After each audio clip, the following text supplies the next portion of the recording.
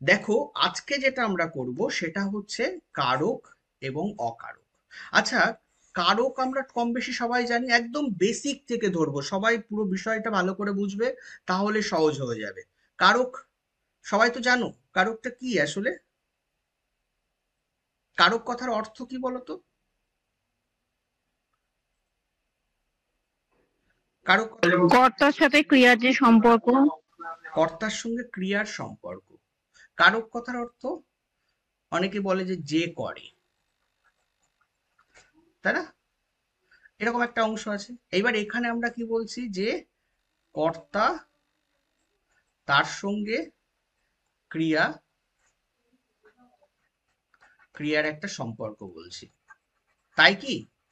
কর্তার সঙ্গে ক্রিয়ার সম্পর্ক।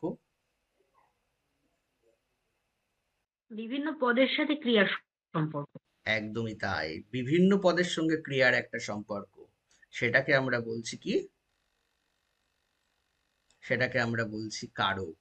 আর অকারক বলতে, অকারক বলতে কি বোঝাচ্ছে? অকারক, দেখো এই জিনিসগুলো আমাদের জানতে গেলে, একটা তো ওই বিভিন্ন পদ বলছে, আসলে পদটা কি মাথার উপর দিয়ে যাচ্ছে, তাই না? পদ ব্যাপারটা কি, সেগুলো আমাদের জানতে হবে। তার সাথে সাথে এবার কারকের সঙ্গে আমরা আবার ওই বলি যে অমুক কারকের অবিভক্তি। আমরা কখনো কখনো কি বলি? স্যার, ক্রিয়াপদ ছাড়া যে পদের সঙ্গে যেটা হয়, তো কারকের সম্পর্কটা হ্যাঁ, ক্রিয়াপদ ছাড়া হ্যাঁ, অন্য হ্যাঁ, পদের সাথে যে কারকের সম্পর্কটা, সেটাকে অকারক বলে। হ্যাঁ। এবার এখানে আমরা কখনো বলছি যে অমুক কারকের একটা বিভক্তি, সেই বিভক্তি, রে বিভক্তি, তে বিভক্তি, কে বিভক্তি, এই সমস্ত বিভক্তিটা কি আসলে, সেটাও আমাদের জানতে হবে। দেখো, আমরা একটা সিলেবাস তৈরি করেছি যে আমাদের এই কারক পড়তে যে কোনগুলোকে বেশি করে পড়তে হবে। সেটা হচ্ছে যে পদ, পদটা আমাকে পড়তেই হচ্ছে, পদের মধ্যে কি রয়েছে না রয়েছে সেটা জানতে হবে। তারপরে আসছে কি? বিভক্তি।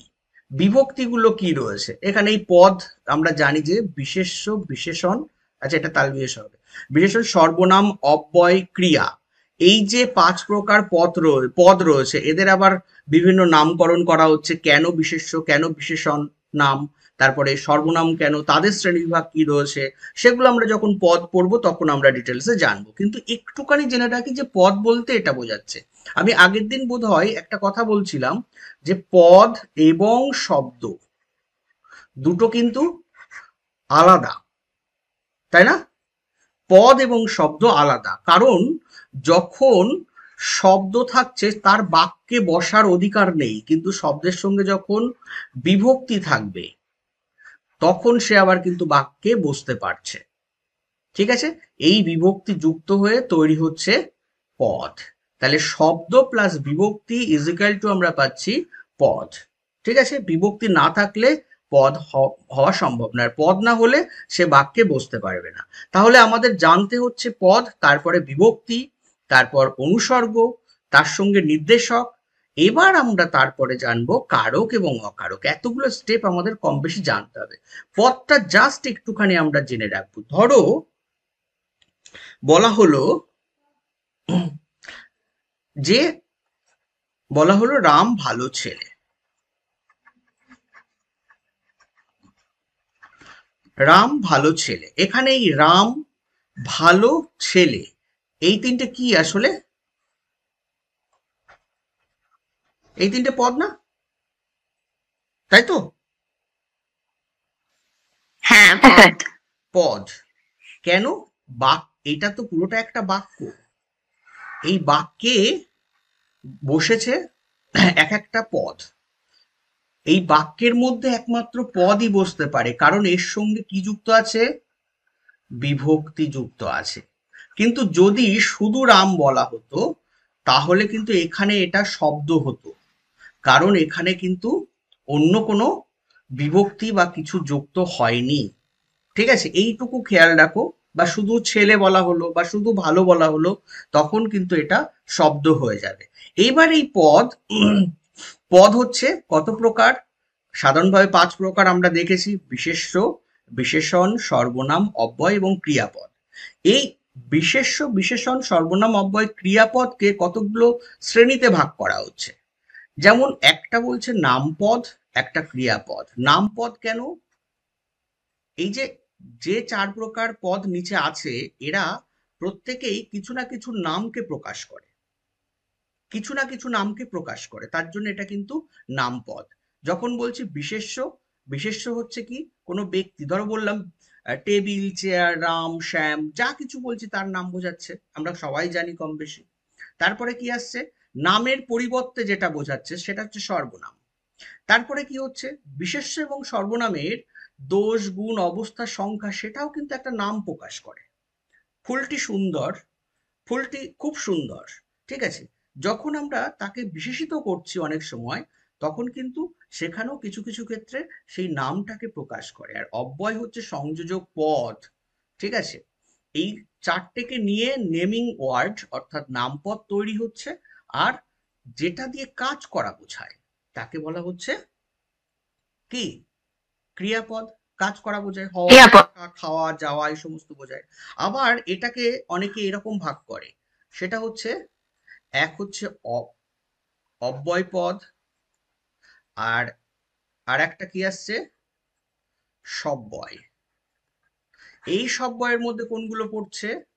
বিশেষ্য, বিশেষণ, তারপর সর্বনাম, ক্রিয়া, এইগুলো পড়ছে। বোঝাতে পারলাম? এখানে কারোর সমস্যা আছে? এইটুকুনি বুঝতে কারোর সমস্যা আছে? পদকে প্রথমে একটা, না স্যার। প্রথমে দুটো ভাগ করেছি, একটা নামপদ, একটা ক্রিয়াপদ। আর নামপদকে চারটে অংশে ভাগ করছি, বিশেষ্য, সর্বনাম, বিশেষণ এবং অব্যয়। আর আবার কোথাও পদকে দুটো ভাগ করা হচ্ছে, অব্যয় আর একটা হচ্ছে সব্যয়, ঠিক আছে? অব্যয় এবং সব্যয়। অব্যয় বলতে কি বোঝাচ্ছে? সংযোজক যে পদগুলো রয়েছে, যেমন এবং, বরং, কিন্তু, ও, এই ধরনের যেগুলো আছে, ঠিক আছে? এবং, বরং, ঠিক আছে, ও, কিন্তু, এই সমস্তগুলো আছে। আর সব্যয়ের মধ্যে বিশেষ্য, সর্বনাম, ঠিক আছে, বিশেষণ, ক্রিয়া, এই সমস্তগুলো পড়ছে। এখানে কারোর বুঝতে নেই তো সমস্যা? নেক্সট পার্টে চলো, আমরা পরের পার্টে যাই। দেখো, কারক এবং অকারক এটা করতে গেলে না, একটা হচ্ছে বিভক্তি, নির্দেশক, আর একটা জানা দরকার, সেটা হচ্ছে অনুসর্গ, ঠিক আছে? এই তিনটে পার্ট জানা দরকার। দেখো, বিভক্তি একটা সংক্ষেপে দেওয়া আছে, ওর পরে আমরা ডিটেলসে দেখবো যে বাক্যে বিভিন্ন পদের সঙ্গে যুক্ত থেকে বাক্যকে সম্পূর্ণ করে। প্রথম দিকে আমরা পড়ছিলাম যে পদ হতে গেলে তাকে বিভক্তি যুক্ত হতে হবে, সে শূন্য বিভক্তিও হতে পারে, অবিভক্তি, ক বিভক্তি, কে বিভক্তি, তে বিভক্তি, এই সমস্তগুলো যুক্ত হয় বিভক্তির ক্ষেত্রে, ঠিক আছে? তাহলে বিভক্তি, এই যে এখানে কিছু উদাহরণ দেওয়া আছে, র, এর, অন্তস্ততে।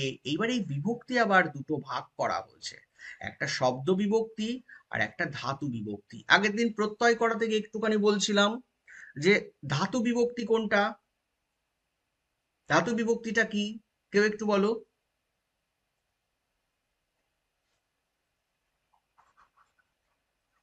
ক্রিয়া পদের মূল অংশ।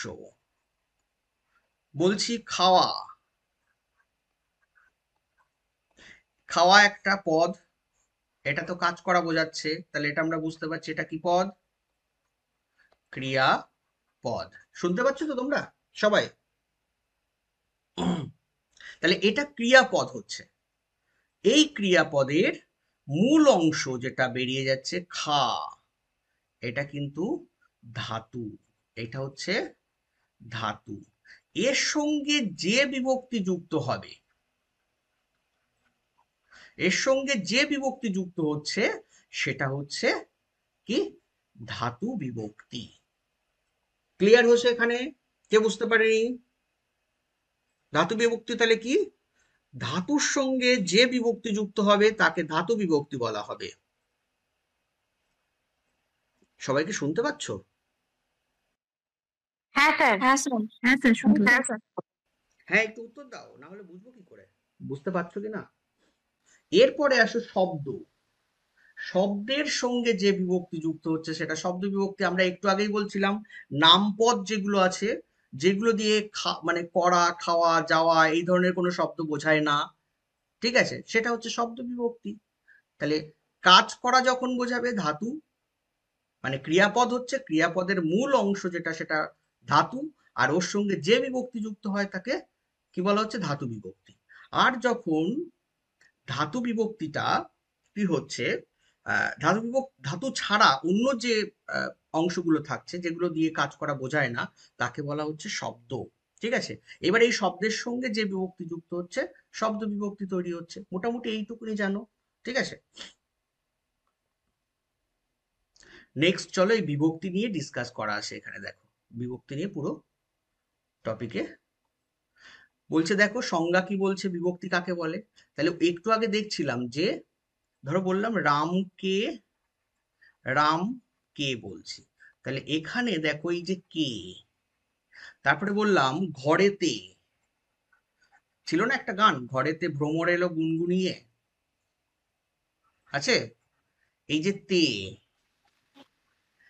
ঠিক আছে, বা আবার বলছি ঘর, ঘরে, যখন বলছি তখন ঘর যুক্ত এ আসছে, এইগুলো কি, এইগুলো বিভক্তি, তাই তো। এই বিভক্তির কি অর্থ আছে, এই বিভক্তির কি কোনো অর্থ আছে? না স্যার। না স্যার। নেই। তাহলে অর্থ যদি না থাকে, এগুলো কি আমরা শব্দ বলতে পারবো? শব্দ বলতে না পারবো? স্যার। না স্যার। অবভিয়াসলি শব্দ বলবো না, তাই না, শব্দ হবে না। তখন আমরা এদেরকে কি বলবো, একটা থাকলে বর্ণ, আর যখন একগুচ্ছ থাকবে তখন কি বলবো, বর্ণ গুচ্ছ, তাই হবে তো। তার জন্য দেখো সংজ্ঞায় বলছে, যে বর্ণ বা বর্ণগুচ্ছ কোনো শব্দের পরে, এই যে শব্দগুলো তার পরে ওই শব্দের সঙ্গে যুক্ত হয়ে, এই যে এটা কেটা বসছে, দেখো এই শব্দ রাম শব্দের সঙ্গে যুক্ত হয়েছে, তাহলে যুক্ত হয়ে শব্দকে পদে পরিণত করে এবং ওই শব্দকে বাক্যে ব্যবহার হওয়ার জন্য যথাযথ করে তোলে, তাকে বিভক্তি বলে। তাহলে সংজ্ঞাটা কি বোঝা গেছে? কোথাও সমস্যা সংজ্ঞাটার ক্ষেত্রে? দেখো একদম পুরো না স্যার। পাটে পাটে দেখবে, তাহলে বুঝতে পারবে যে রাম মূল শব্দ, তার সঙ্গে কে একটা বর্ণ, সে ওর পাশে ওর সঙ্গেই বসে যুক্ত হয়ে নতুন একটা পদ গঠন করছে, যেটা বাক্যে বসার উপযোগী হয়ে যাচ্ছে। আমি রামকে টাকা ধার দিলাম, আমি রামকে টাকা ধার দিলাম, যদিও এত টাকা নেই আমার ধার দেওয়ার, তবু একটু দেখো যে এই যে রাম কে বলছি, দেখো তখন কেটা যুক্ত হয়ে রয়েছে, বাক্যে বসার উপযোগী। কিন্তু আমি যদি বলতাম আমি রাম টাকা ধার দিলাম, কেমন হতো বাক্যটা? তাহলে ক্লিয়ার হচ্ছে না। এই জন্যই বিভক্তির প্রয়োজন হয়ে পড়ছে, যে বাক্যে বসে বাক্যটা একটা কমপ্লিট যেন বোঝায়, হ্যাঁ সেটা তৈরি করে দিচ্ছে, তাই না। তাহলে এইখানে একটা সুবিধা হয়ে যাচ্ছে। ঠিক আছে, তাহলে ওই শব্দ বাক্যে ব্যবহারের জন্য যথাযথ করে তুলছে। এইবার বাংলায় দেখো বিভক্তি চিহ্ন আছে মোটামুটি ভাবে 5টা। আমরা বলি এ, কে, তে, অনেকে এতে ব্যবহার করে, রে, র, রটা এর ব্যবহার হয়। ঠিক আছে, এছাড়া আছে শূন্য বিভক্তি, এগুলির মধ্যে সম্বন্ধ পদের নিজস্ব বিভক্তি রয়েছে, সেটা হচ্ছে র। এই পদে যখন যাব আমরা, ওই অকারক যখন পড়বো তার দুটো ভাগ রয়েছে, সেগুলো আমরা লাস্টে দেখবো। তারপরে দেখো শূন্য বিভক্তি, আমরা একটা কথা বারবার বলছি মাঝে মাঝে, এই যে আমি, আমি যদি তলায় দাগ দেওয়া থাকে, তাহলে এটা যখন কারক বিভক্তি নির্ণয় করব তখন আমি বললাম হচ্ছে আমি শূন্য বিভক্তি।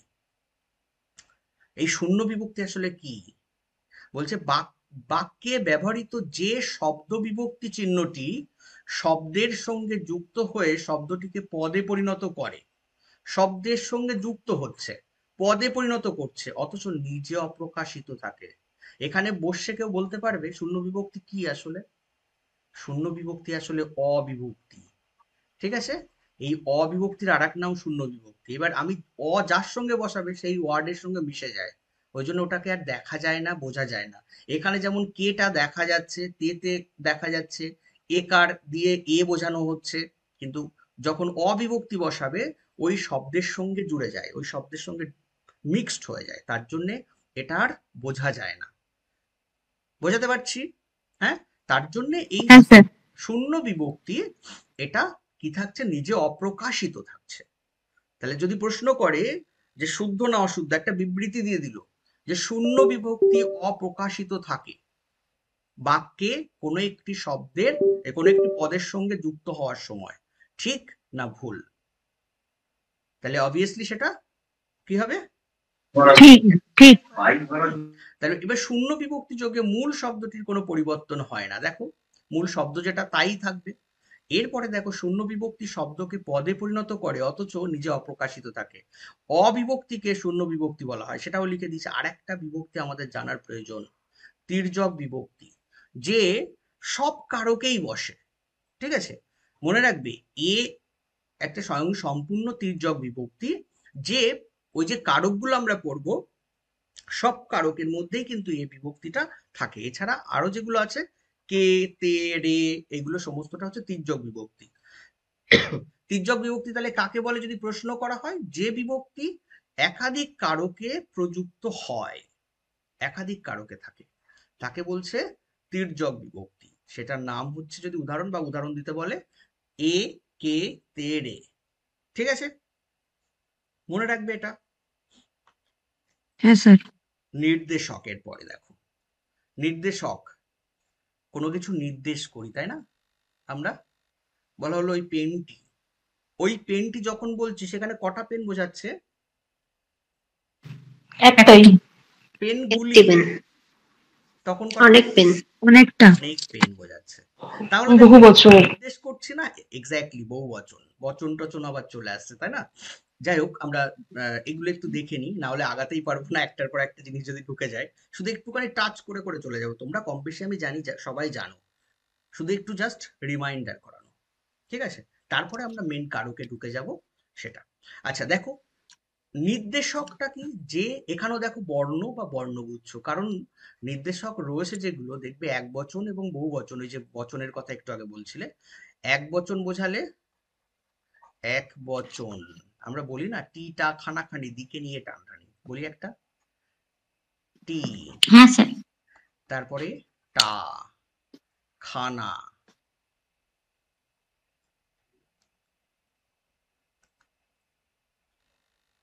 এক মিনিট, আচ্ছা এটা মুছছে না, কেটে দিলাম, হ্যাঁ, খানা, খানি, এগুলো হচ্ছে এক বচনকে নির্দেশ করে। আর যখন বহু বচন,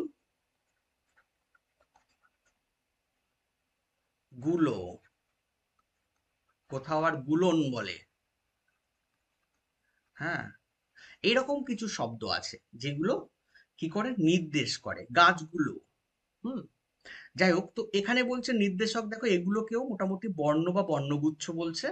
কোনো শব্দের পরে ওই শব্দের সঙ্গে যুক্ত হয়ে বসে সংখ্যা নির্দেশ করে। কি নির্দেশ করছে? সংখ্যা নির্দেশ করছে। কোনো একটি শব্দ, মানে নির্দিষ্ট যে বলতে পারো উপাদানের সম্পর্কে আমরা বলছি, পেন হোক বা মানুষ হোক বা প্রাণী, যা কিছু হোক না কেন, সেইগুলোর সংখ্যাকে নির্দেশ করছে। হুম, একটা জিনিস মনে রাখবে, বলছে নির্দেশক কখনো কখনো পরিমাণবাচক বা সংখ্যাবাচক বিশেষণের সঙ্গে যুক্ত হয়ে পূর্বেও বসে, মানে কোনো একটা মূল শব্দ তার আগে বসছে, পূর্বে বসছে। ঠিক আছে, এটা কিন্তু একটা বৈশিষ্ট্য, শুদ্ধ অশুদ্ধ দিতে পারে। এক বচন বোঝাতে টি, টা, খানা, খানি, এগুলো, আর বহু বচন গুলি, গুলা, গুলো, এই সমস্ত গুলো থাকে। ঠিক আছে, যে পদাশ্রিত নির্দেশক শব্দের শেষে যোগ করি সেগুলোকে বিভক্তি বলা যায় না, এগুলো কিন্তু নির্দেশক, বিভক্তি নয়। আবার অনুসর্গ বলা যায় না, অথচ নির্দেশকগুলির সঙ্গে অনুসর্গ বিভক্তির কিছু সাদৃশ্য রয়েছে এবং কিছু বৈসাদৃশ্য রয়েছে। এইটুকুনি জাস্ট জানো, তাহলেই হবে। নেক্সট কি দেখাচ্ছি, অনুসর্গ। অনুসর্গ, এটা দেখবে যে কিছু শব্দ রয়েছে, যেমন এখানে উদাহরণ দেওয়া আছে, যে হইতে, থেকে, চেয়ে, এইগুলো না বাক্যে না বসলে কোথাও কোথাও তখন কি হয়, বাক্যটা কমপ্লিট হয় না, এবং এরা একটু আলাদা করে বসে বাক্যের মধ্যে। ঠিক আছে, দেখো বলছে যে সকল অব্যয় বিশেষ্য বা সর্বনাম পদের পরে, আচ্ছা অব্যয় বলছে, খেয়াল রাখবে সংযোজক কিন্তু এগুলো, আবার কোথাও কোথাও শব্দ বলে, কোনো কোনো শব্দ, তাহলে যে সকল শব্দ বা পদ বলে, ঠিক আছে, এগুলো কিন্তু কোনোটাই ভুল নয়। সংযোজক অব্যয় বলছে আবার কোথাও। বিশেষ্য বা সর্বনাম পদের পরে পৃথক ভাবে অবস্থান করে শব্দ বিভক্তির কাজ করে, তাকে কি বলা হয়? অনুসর্গ। এর অনেকগুলো নাম রয়েছে, এটা মনে রাখবে, পিএসসি তে অনেক সময় দেয় যে অনুসর্গের অপর নাম কি হবে, পরসর্গ, কর্মপ্রবচনীয়, যেগুলো রয়েছে এর সঙ্গে আরো কিছু দিয়ে দিল, অপর নামটা তোমাকে করতে হবে, ঠিক আছে। এইবার অনুসর্গের তাহলে অপর নাম হচ্ছে পরসর্গ আর কর্মপ্রবচনীয়। আমি বললাম গাছ থেকে আম পাড়া হলো, পাড়া বানান কি হবে? দর্শন না বর্ষণরা? দয় বিন্দু হ্যাঁ। আচ্ছা দেখো এখানে এই যে থেকে বসে আছে, তাই না, আলাদা করে। এই গাছ, গাছটা কি, কোন পদ? বিশেষ্য পদ। তাহলে বিশিষ্ট পদের একটু পরে বসছে, ঠিক আছে, আলাদা করে ওটা বসছে, হচ্ছে অনুসর্গ। তাই তো, এটা হচ্ছে অনুসর্গ, ঠিক আছে, এরকম আলাদা করে বসবে। এবার বলছে দেখো, অনুসর্গ পূর্ববর্তী বিশেষ্য পদটি কখনো বিভক্তিযুক্ত হয়, কখনো বা হয় না, কিন্তু পূর্ববর্তী পদটি সর্বনাম হলে বিভক্তিযুক্ত হবেই। দেখো একটা মন্তব্য যুক্তির প্রশ্ন দিতে পারে নেটের ক্ষেত্রে বা পিএসসির ক্ষেত্রে, কিছু কিছু জায়গাতে মন্তব্য যুক্তি, ঠিক আছে, বা শুদ্ধ অশুদ্ধ দিয়ে দিল, ঠিক আছে। তো এটা কি হবে না হবে সেটা একটু মাথায় রাখতে হবে। বলছে কি, তাহলে অনুসর্গ পূর্ববর্তী বিশেষ্য পদ, এই যে পূর্ববর্তী বিশেষ্য পদ, সেটা কি বলছে, বিশেষ্য বা সর্বনাম পরে, সরি, পূর্ববর্তী বিশেষ্য পদটি কখনো বিভক্তিযুক্ত হয়, কখনো বা হয় না, কিন্তু পূর্ববর্তী পদটি সর্বনাম হলে বিভক্তিযুক্ত হবেই।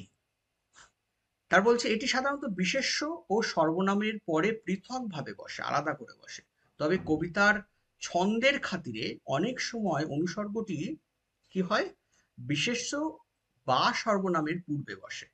কখনো কখনো গদ্যের ক্ষেত্রে অনুসর্গ বিশেষ্যের বা সর্বনামের পূর্বে বসে, তাই পদ্যের ক্ষেত্রে তো বসছে ছন্দের খাতিরে, আবার কখনো কখনো গদ্যের ক্ষেত্রেও হয়। আচ্ছা একটা উদাহরণ বলতে পারবে যে একটা শব্দে একটা বাক্য? একটু আলাদা গেলাম, একটা শব্দ একটা বাক্য। ও হ্যাঁ হ্যাঁ, ও মা ওটা কি মা কমপ্লিট হচ্ছে বাক্যটা? দেখো কোনো হয় উপন্যাস যে যখন উপন্যাস শুরু হয় তখন একটু দেখবে যে শুরুতে এরকম বলা হলো হয়তো প্রখর রৌদ্র দাড়ি, ঠিক আছে, তারপরে হয়তো কোনো টপিক শুরু হয়ে গেল। তুমি দেখবে শ্রীকান্ত উপন্যাস অথবা মহেশ গল্প, রবীন্দ্রনাথ ঠাকুরের এই শরৎচন্দ্রের যে গল্প আছে, ওই সব জায়গাতে টুকরো টুকরো এরকম শব্দ দিয়ে দাড়ি দেওয়া আছে, ওই শব্দগুলো কিন্তু এক একটা বাক্যের কাজ করছে। হ্যাঁ স্যার। হ্যাঁ, এরকম থাকে দেখবে। এগুলো আমার হঠাৎ মনে হলো এটা বলতে গিয়ে, একটু খেয়াল রাখবে, এইগুলো কিন্তু এক একটা আলাদা করে বাক্য হয়ে যাচ্ছে। এবার দেখো এখানে আসছে অনুসর্গ অধিকাংশই অব্যয়, কিছু কিছু সমাপিকা ক্রিয়ার ক্রিয়াপদও আছে। অধিকাংশ তো অব্যয়, কিছু কিছু সমাপিকা ক্রিয়াও আছে। এবার উদাহরণ বলছে, ঠিক আছে, যাই হোক, স্যার অসমাপিকা, অসমাপিকা ক্রিয়াপদ লেখা আছে তো। হ্যাঁ অসমাপিকা, সরি সরি, অসমাপিকা ক্রিয়াপদও আছে। হুম, এটা গেল। এইবার আমরা এই যে অনুসর্গ বিভক্তি এটা পড়েছি, এটার তো একটা পার্থক্য আমাদের নিশ্চয়ই জানা উচিত, অনুসর্গ এবং বিভক্তির। কম বেশি প্রত্যেকেই বলতে পারা উচিত এটা। দেখি না দেখে কে বলতে পারে, বলো দেখি অনুসর্গ এবং বিভক্তির পার্থক্য কি হতে পারে? বিভক্তি হচ্ছে নিজস্ব অর্থ নেই, অনুসর্গের নিজস্ব অর্থ আছে। আচ্ছা, আর বিভক্তি বিভক্তি শব্দের পরে বসে, আর অনুসর্গ শব্দের পরেও বসে, আগেও বসে। হুম, বিভক্তির সঙ্গে বসে শব্দের, আর অনুসর্গ এককভাবে বসে। একদম আলাদাভাবে বসছে, তাই তো। আচ্ছা, আর কিছু কি আছে পার্থক্য? বিভক্তি শব্দের পরে বসে, আর অনুসর্গ শব্দের আগেও বসে, পরেও বসে। হুম, তাহলে এই তো, এর থেকে আর পার্থক্য আমাদের করার প্রয়োজন আছে এখানে দেখার? এইবার আমাকে বলো বিভক্তি আর নির্দেশকের পার্থক্য, এটা তোমরা বলবে। বিভক্তি এবং নির্দেশকের পার্থক্য।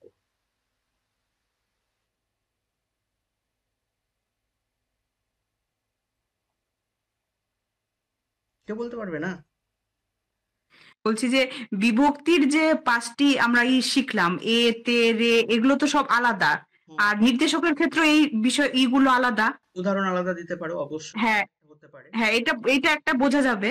অদ্রিজা আর কিছু বলবে? আর বিভক্তি তো সংখ্যাকে নির্দেশ করে না, কিন্তু নির্দেশক সংখ্যাকে নির্দেশ করে। বেশ, এবার বলো অদ্রিজা। বিভক্তি আর নির্দেশক দুটোই শব্দের পরে বসছে, কিন্তু বিভক্তিতে সেভাবে যে অর্থগত বদল হয় তা নয়, কিন্তু নির্দেশকের ক্ষেত্রে কিন্তু অর্থের ভ্যারিয়েশন দেখা যায়। যেমন ধরুন গাছে, এখানে ধরুন এ বিভক্তি আছে, ঠিক আছে, এবার গাছও একটা নর্মাল গাছে, গাছ যেটাকে বোঝা যাচ্ছে, গাছেও বললে, গাছে যদি বলা হয় এখানে বিভক্তি যোগ হচ্ছে, এখানেও কিন্তু অর্থটার মধ্যে সেভাবে ভ্যারিয়েশন দেখা যাচ্ছে না, অর্থটা একই থাকছে। কিন্তু যদি আমি বলে দিই গাছগুলি, হুম। তারপরে যদি ধরুন তে বসাচ্ছি, গাছগুলিতে, এবার গুলি হচ্ছে নির্দেশক, যখনই আমি গাছগুলি বলে দেব তখনই কিন্তু মানে কিছু নির্দিষ্ট সংখ্যক গাছকে বুঝিয়ে দিচ্ছে, মানে বহু বচনে একটা নির্দেশক বসে যাচ্ছে ওখানে। আর সেটার বদলে যদি আমি গাছে বা গাছেতে করতাম তাহলে কিন্তু অর্থের সেভাবে বদল ঘটতো না, অর্থের নির্দেশক কিন্তু অর্থের বদল ঘটাতে পারে শব্দের। একদম গুড, দারুণ একটা উদাহরণ, মানে এটা তুলেছে, খুব সুন্দর হয়েছে। এই তো, সবাই মিলে আলোচনা করলে এখানে অর্ধেক তৈরি হয়ে যাচ্ছে, দেখো, বাকিটা দেখলেই হবে। এইবার একটা জিনিস আমি একটু জিজ্ঞাসা করব, যারা পূর্বের দিন ছিলে, আগের দিন, সেটা আমি বলেছিলাম, দাঁড়াও পেনটা নিয়ে নিই।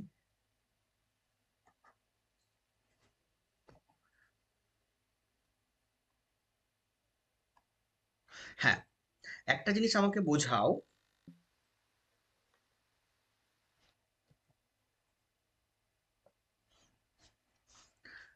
প্রত্যয়টা পড়ছিলাম না আমরা?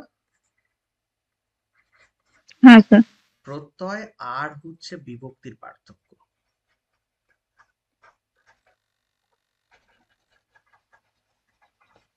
একটু বলো দেখি, মনে আছে কিনা? আগের দিন তো আমি একটু বলছিলাম।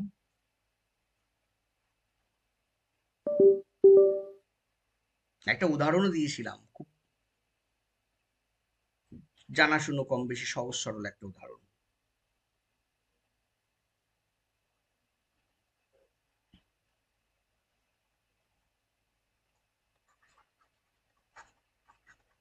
দোকানি দোকান থেকে কি করেছে? জিনিসপত্র বিক্রি করছে। স্যার বলবো, হ্যাঁ। একটা উদাহরণ ছিল আগের দিনের যে আহ, রাজা দোকানে গিয়ে দোকানিকে বই দিতে বলে। হ্যাঁ। তো এখানে দোকানে দোকান যুক্ত এ, হ্যাঁ। দোকানে, এবার এটা হচ্ছে বিভক্তি। এবার দোকানি, সেটা দোকান যুক্ত ই, সেখানে ইটা হয়ে যাবে প্রত্যয়। একদম, মানে ব্যাপারটা হচ্ছে যে এই যে স্যার দোকান। তাহলে হলো গিয়ে, হ্যাঁ বলো। তাহলে স্যার প্রত্যয় হচ্ছে কোনো শব্দের পরে যুক্ত হচ্ছে, আর বিভক্তি মূল শব্দের একটা অতিরিক্ত বর্ণাংশ হিসেবে যুক্ত হচ্ছে। না, বর্ণাংশটা ঠিক নয়। বিভক্তিটা মেনলি কাজ কি? বিভক্তি একটু আগে আমরা বললাম, বিভক্তির কাজ কি? মূল শব্দের মূল শব্দের সঙ্গেই যুক্ত থাকে। যুক্ত থাকে, থেকে কি কাজ করে? বাক্যটাকে পদে পরিণত সম্পূর্ণতা করে। দান করে, পদে পরিণত করে। হ্যাঁ। শব্দটাকে পদে পরিণত করে, বাক্যে বসার হ্যাঁ। উপযোগী করে তুলছে। কিন্তু হ্যাঁ। দোকান, মানে এই প্রত্যয় কিন্তু ওই কাজটা করে না। প্রত্যয় একটা শব্দ, তাকে কিন্তু যখন তখন পাল্টে দেয়। ঠিক আছে, ছিল দেখো দোকান মূল শব্দ, ওর সঙ্গে যখন ই প্রত্যয় যোগ হচ্ছে তখন কিন্তু কি হচ্ছে?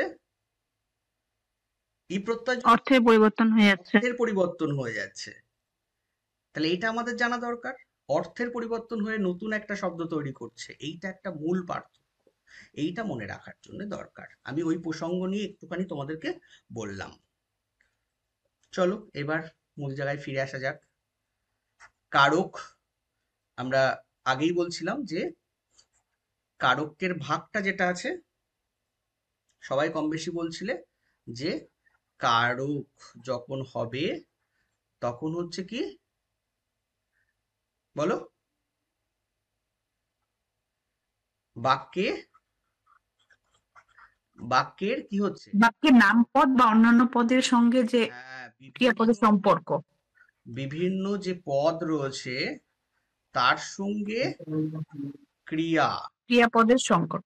ক্রিয়াপদ, এই পদের একটা সম্পর্ক তৈরি হবে, তাই তো? এই বিভিন্ন পদগুলোকে বলছি আমরা সাধারণভাবে নাম পদ। তাই নাম পদের সঙ্গে যখন ক্রিয়াপদের সম্পর্ক তখন হচ্ছে কারক।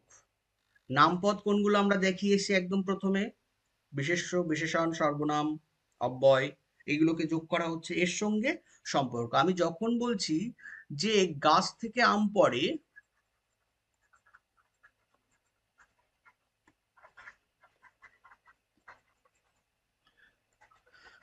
পরে এই গাছের তলায় যখন দাগ দিচ্ছি তখন একটু ভেবে দেখো যে গাছের সঙ্গে এই যে পড়ার একটা সম্পর্ক থাকছে, পড়ে যাওয়াটা একটা সম্পর্ক থাকছে, তখন সেটা কিন্তু কি হচ্ছে, কারক হয়ে যাচ্ছে। কিন্তু যখন আমি বলবো রামের বাবা, এই এই রামের সঙ্গে দেখো বাবার একটা সম্পর্ক প্রকাশ পাচ্ছে, ওর বেশি আমাকে আর যেতে হচ্ছে না, ক্রিয়াপদ না থাকলেও আমার চলছে, এইটুকুনি বললেই হয়ে যাচ্ছে যে কার বাবা, রামের বাবা। তাহলে এখানে ক্রিয়াপদ ছাড়া অন্যান্য যে পদ আছে, এখানে রামটা কোন পদ, বিশেষ্য। বাবাটা কোন পদ, বিশেষ্য না? হ্যাঁ, এটাও বিশেষ্য। তাহলে বিশেষ্যের সঙ্গে বিশেষ্যের সম্পর্ক তৈরি হয়ে যাচ্ছে না, এখানে ক্রিয়াপদ লাগছে।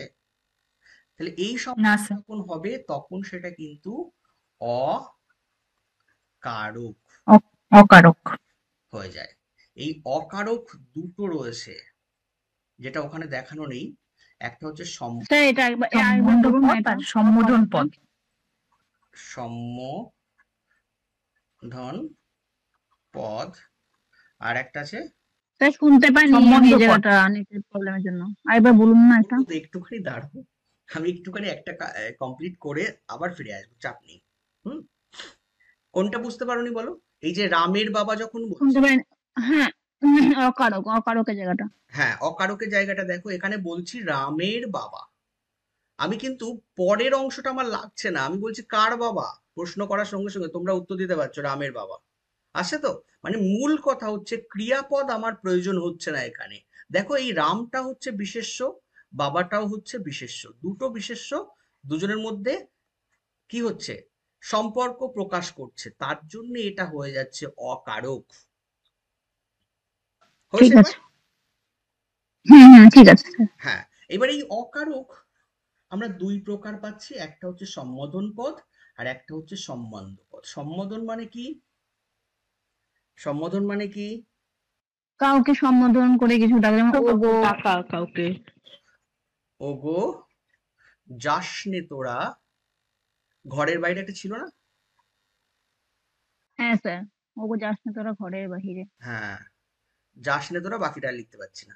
তাহলে এই যে ওগো সম্বোধন করা হচ্ছে, তাহলে এটা সম্বোধন পদ। আবার এই যে একটু আগে দিলাম রামের বাবা, এখানে এই সম্বন্ধ পদের ক্ষেত্রে র, এর, এই ধরনের একটা সম্পর্ক থেকে থাকে, মনে রাখবে, এটা মাস্ট থাকবেই সম্বন্ধ পদের ক্ষেত্রে। যখন রামের বলছি দেখো, রাম যুক্ত এর, পাচ্ছি আমরা সম্পর্ক, পেয়েছি? হ্যাঁ স্যার। এই পর্যন্ত কারোর বুঝতে সমস্যা আছে? না না স্যার। স্যার। বেশ, চলো এবার কারকে আসো। আমরা কারকের ক্ষেত্রে আগেই বললাম কি, নাম পদ প্লাস ক্রিয়াপদ, পদ, এদের মধ্যে একটা সম্পর্ক। সম্পর্ক প্রকাশ পাচ্ছে, ঠিক আছে? এই কারকটা কত প্রকার আছে দেখো, এইখানে একটা ব্যাপার আছে, সংস্কৃত কারক এবং বাংলা কারক। তোমাদের যে নোটটা দেওয়া হয়েছে ওখানে দেখবে, অ্যাপের মধ্যে প্রত্যেকেই দেখতে পাবে, সেখানে ওই সংস্কৃত যে কারক সেটা কিন্তু 4 প্রকার বোধহয় দেওয়া ছিল, সেখানে ওই কিছু কিছু ক্ষেত্রে কি সমস্যা কি না সমস্যা সেগুলো ওই 4 প্রকার না 6 প্রকার, কিন্তু ওই সম্প্রদান কারক নিমিত্ত কারকের পরিবর্তে ছিল বোধহয়, ঠিক আছে, নিমিত্ত কারকের পরিবর্তে সম্প্রদান কারক এরকম একটা কিছু ছিল। যাই হোক, ওইখানে কেন ছিল কি ছিল ওইগুলি একবার দুবার দেখবে, দেখে যদি কোনো সমস্যা হয় আমাকে বলবে, আমি ডিটেলসে ডিসকাস করে দেবো। চলো, এবার কারক এখানে আমরা বিভিন্ন জন বিভিন্ন ভাবে দেখানোর চেষ্টা করছে, আমরা মোটামুটি 6টা ভাগ করেছি, ঠিক আছে, বইতেও দেখবে সব ক্ষেত্রেই 6টা ভাগ দেওয়া রয়েছে। একটা হচ্ছে কর্তৃকারক, কর্মকারক, করণকারক, অপাদানকারক, নিমিত্তকারক, অধিকরণকারক। এই 6 প্রকার কারক আমাদের পরীক্ষায় এতক্ষণ পর্যন্ত মেন জায়গায় এসছি, মেন যেটা দেখাতে হবে, একটা বাক্য তুলে দেবে, কিছু একটা তলায় দাগ দিয়ে দেবে, দিয়ে বলবে যে এটা কোন কারক, বা এটা কোন বিভক্তি রয়েছে, বা এটা নির্দেশক কি রয়েছে, বা নির্দেশকের একটা উদাহরণ দিয়ে বলতে পারে এটা এর মধ্যে কোনটা নির্দেশক নয় বা কোনটা নির্দেশক, এরকম ধরনের প্রশ্ন আসবে পরীক্ষায় পিএসসির ক্ষেত্রে। আর নেটের ক্ষেত্রে একটু টাফলি দিয়ে দেবে, শুদ্ধ অশুদ্ধ ঢুকিয়ে দিল, ওই আর হচ্ছে ওই একটা লাইন দিয়ে বলতে পারে যেটা কোন কারক, বা কারক সহ উদাহরণ মানে এ কি আছে, বিভক্তি কি রয়েছে সেটা দিয়ে দিতে পারে, নির্ণয় করতে হবে, ঠিক আছে। তো যাই হোক, এখানে দেখো যে কর্তৃকারক এইগুলো না তৈরি করার একটা সিস্টেম রয়েছে, মানে কর্তৃকারক জানতে গেলে আমরা ক্রিয়াকে যদি কে, কারা, আমরা সবাই কম বেশি জানি, এইটা দিয়ে প্রশ্ন করলে যে উত্তরটা পাবো সেটা কিন্তু কি হবে, কর্তৃকারক। কর্তৃকারক। কর্তৃকারক। কর্মকারকের ক্ষেত্রে কি থাকবে, সেটা কি, কাকে। এই কর্মকারকের আবার ওই কি হচ্ছে গৌণ, মানে গৌণ কর্ম, মুখ্য কর্ম, এটা একটা পাঠ রয়েছে, আমরা পরের দিন এই ডিটেলসে পাঠগুলো পড়বো, আজকে জাস্ট এই পর্যন্ত তোমাদের সঙ্গে ডিসকাস করব। যাই হোক, তো এই যে ব্যাপারটা রয়েছে কর্মকারক, কর্মকারক কি বা কাকে দিয়ে প্রশ্ন করলে যেটা পাবো সেটা হবে। করণকারক দেখো, করণকারক হচ্ছে ওই বাক্যের মধ্যে দেখবে দ্বারা, দিয়া, কোন একটা পদের পাশে এটা থাকে, ঠিক আছে, দ্বারা, দিয়া, কর্তৃক, হ্যাঁ কর্তৃক, এই ধরনের পার্টগুলো থাকে। অপাদান কারকে হইতে, থেকে, চেয়ে, হ্যাঁ এগুলো থাকে, এই তো সবাই কম বেশি আমরা জানি, শুধু জাস্ট একটু ঝালিয়ে নিচ্ছি। নিমিত্ত কারকে জন্য, নিমিত্ত, তাই না।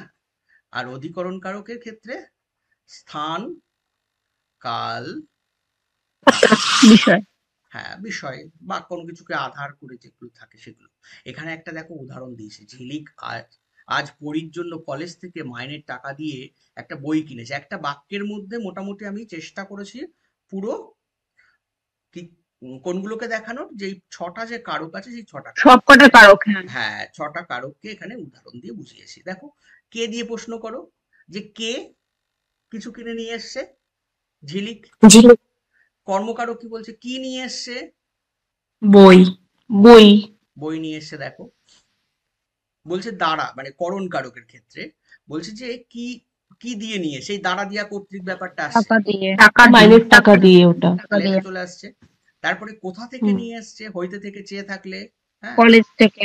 হ্যাঁ কলেজ কলেজ মানে এটা অপাদান কারক। হ্যাঁ, এবার বলছে যে কাকে বা কার জন্য করে নিয়ে আসছে, পরীর জন্য। এর জন্য নিমিত্ত কারক। বলছে কবে, কখন, কোথা থেকে নিয়ে আসছে, ঠিক আছে, কোথা থেকে, আজ থেকে।